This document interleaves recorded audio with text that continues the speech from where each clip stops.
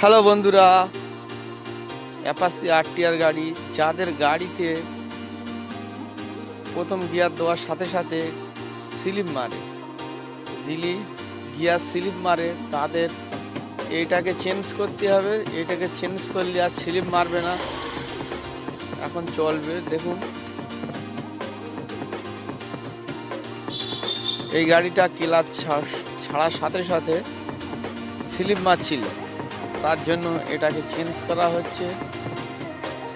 আর ভিডিওটা ভালো লাগলে লাইক কমেন্ট শেয়ার করে দেবেন বন্ধুদের মাঝে।